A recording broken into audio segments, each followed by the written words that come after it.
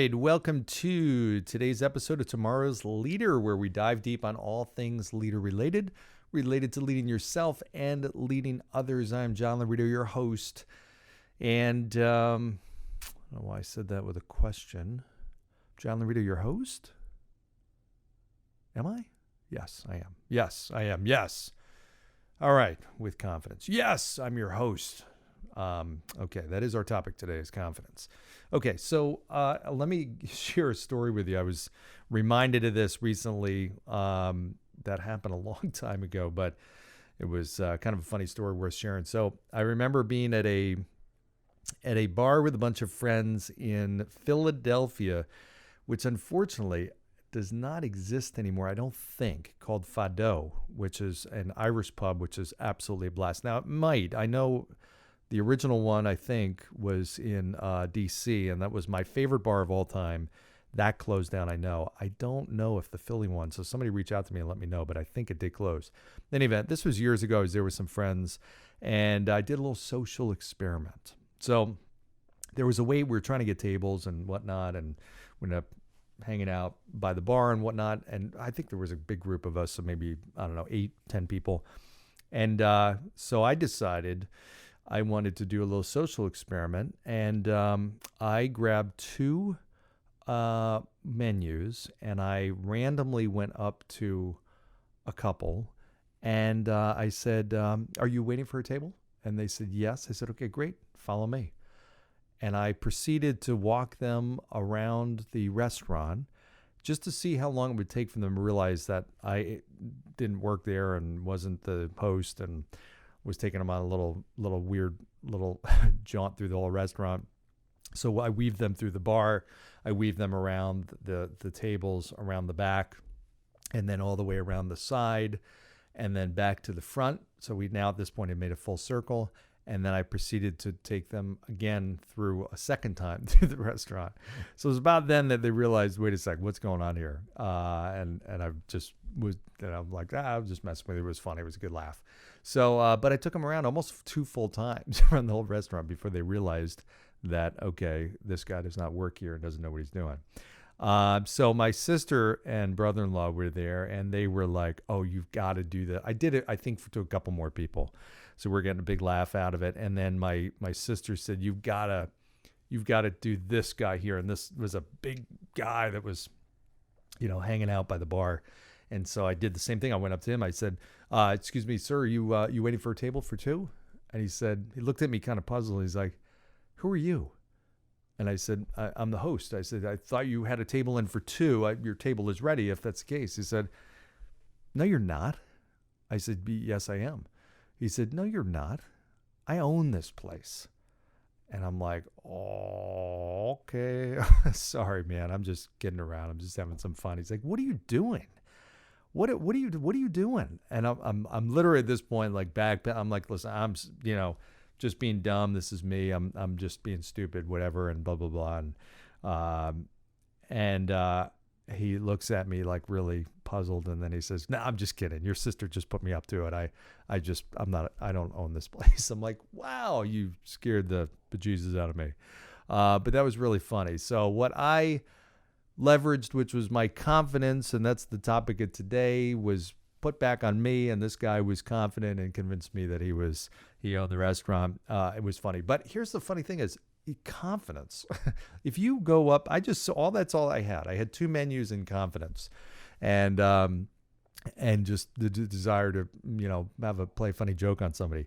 But that's it. I just said, hey, follow me. And people followed. It's amazing at how somebody in any kind of authoritative position, in this case, all I had was 2 menus and, some swagger, and they followed me even to a place that didn't make sense, right? Wait a sec.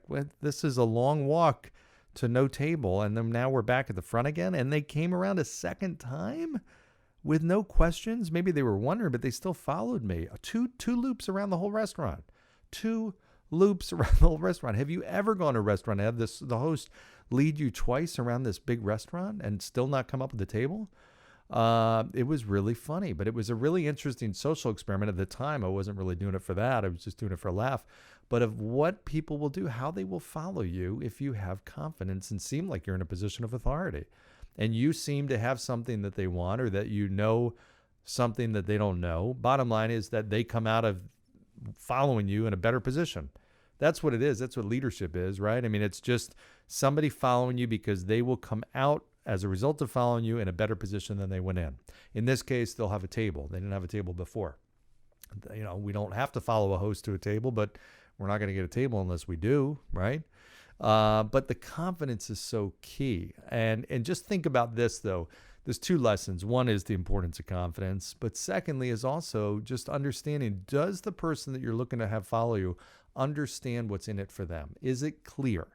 When it's clear and they understand it, what's in it for them, they will follow you even in times of confusion and it doesn't even make that much sense. They'll still follow you because their wish and hope is that they get what's in it for them. In this case, it was a table. All right, we'll do 2 loops around Fado restaurant in hopes that this weird dude does have a table for us, who we're now wondering, is he really the host?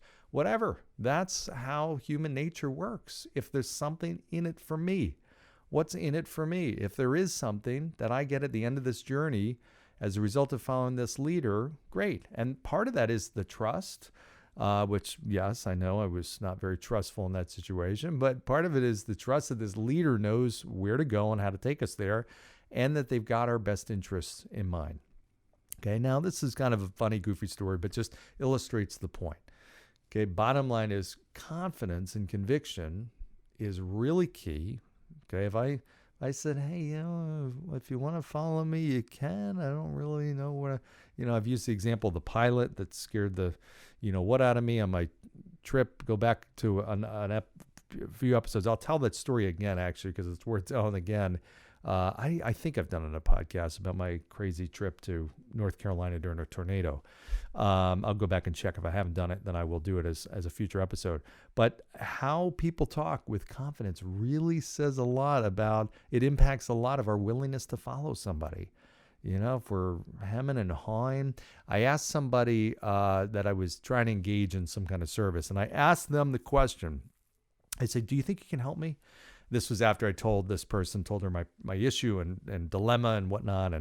And she said yes, but she broke eye contact for just a second.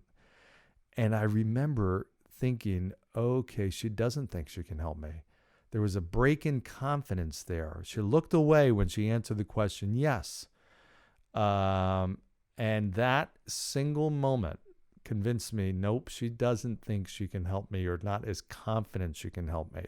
So I'm not going to go with her, and I didn't. That was really interesting. I'm just recalling that right now, but I remember that. It wasn't that long ago. But that moment of eye contact that was broken convinced me, nope, there's a lack of confidence that she can truly provide what I'm looking for. So again, everything else sounded good, but that moment told the story. Told the tale. So in any event, how do you build confidence? That's another issue, another episode that I've done before, but just a real quick thing is confidence comes from having and achieve certain victories, little ones. And literally, you wake up in the morning and don't hit the snooze button. That gives you a sense of control, right? That control translates into a feeling of strength. Control builds strength. Strength allows you to manage, not overcome, but manage fear. And when you manage fear, it encourages you then and it makes you more willing to take a risk and do something that you might not have done before, step outside your comfort zone, in which case you're then in that situation of being able to get a victory. When you get a victory for something, that builds confidence. That's how you do it. It's control, which gives you a sense of power, and strength, which gives you a sense of being able to manage the fear, which gives you a strength of being able to take a risk, and that gives you the ability to have victory. Okay, that's how you build confidence. And that cycle repeats and repeats and repeats and repeats, and that's how you go from not having any confidence, which at one point I had zilch, honestly. I've told you about my panic attacks. I couldn't have a conversation face to face with one person at one point in my life, and one individual, not any one specific individual, a one-on-one conversation with an individual would scare the you-know-what out of me. And I'd panic. That's how little confidence I had. That was a big part of it, was confidence. Okay, this works. Okay, you get a little bit of control, something like the snooze button thing. I overcame my tendency to hit the snooze button. I got out of bed when I said I was going to, and all of a sudden now I have a little bit feeling of control and a little bit feeling of strength. I won out over the snooze button. I beat the alarm clock. I beat the snooze button. I won today's battle on the snooze button. Now I got a feeling of control and strength, and now I have the ability to manage a fear. If I did that, I can make that phone call that I was going to make. I'm in a better frame of mind, right? Now that phone call might result positively, and that's a big deal because now my confidence is higher and I get the result of that great phone call. So all kinds of stuff. I love talking about this. I'm happy to talk one-on-one if you want. Message me, ask me questions, whatever. I'm here for you. As always, I appreciate you listening today. Short one, just funny story with a little bit of a lesson in there. Again, just keep that in mind, those two things, how important confidence is, and also, do people understand what's the WIFM, what's in it for me if I follow you as the leader? Very, very critical, very critical. When people don't understand that, they're less likely to follow, or they just flat out won't, or they will for a little bit. But when things get rough and confusing, they stop because they just don't know what's in it for me. All right. As always, like, subscribe, share. And give me your ideas on future content as well as guests, and go down below, give a 5-star review, and we'll see you next time. Thanks, everybody.